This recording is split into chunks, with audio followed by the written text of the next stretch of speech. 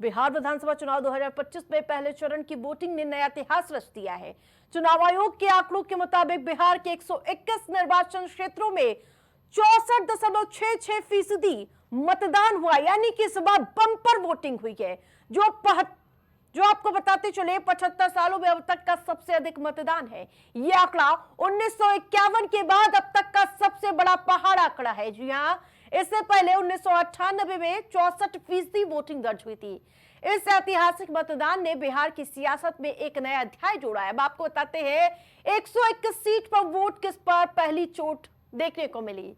पहले चरण में 64% से ज्यादा वोटिंग हुई, यानी कि इस बार बम्पर वोटिंग हुई है। लेकिन हम आपको बताएंगे इस बम्पर वोटिंग के मायने क्या है।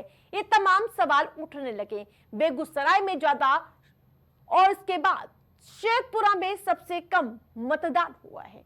पहले चरण में एनडीए को बढ़त, पीएम मोदी ने इस जीत का दम भरा है, दावा ठोका है।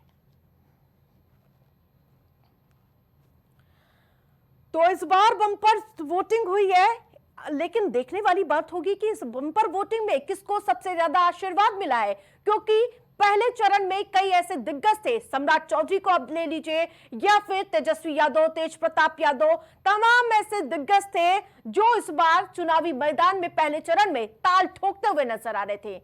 इस बार 3.75 करोड़ मतदाताओं में से रिकॉर्ड 64.66% लोगों ने अपने वोट का इस्तेमाल किया है। खास बात तो यह है कि मुजफ्फरपुर और समस्तीपुर जैसे जिलों में वोटिंग बम्पर हुई, यानी कि 70% से ज्यादा यहां पर वोटिंग हुई है। बिहार की जनता ने अपनी लोकतांत्रिक जिम्मेदारी निभाते हुए चुनाव प्रक्रिया को मजबूती दी है। अब सवाल उठता है, इतना अधिक मतदान किस ओर इशारा कर रहा है? एक पक्ष इसे एंटी इनकम्बेंसी बता रहा है, यानी कि इसके खिलाफ वोटिंग मान रहा है, जबकि दूसरा खेमा इसे प्रो इनकम्बेंसी का रूप दिखा रहा है। तो दोनों पक्षों के लिए इस ऐतिहासिक मतदान फीसदी का अपना अपना महत्व है और ये चुनावी नतीजों पर ही डाल सकता है कि आखिरकार इस बार की जो बम्पर वोटिंग आई है, बिहार की जनता जो जागरूक दिख रही है, उस पर अब तक नेताओं का क्या बयान आया है। अब आप वो बयान सुनिए। समस्त बिहार वासियों को तेजस्वी का नमस्कार।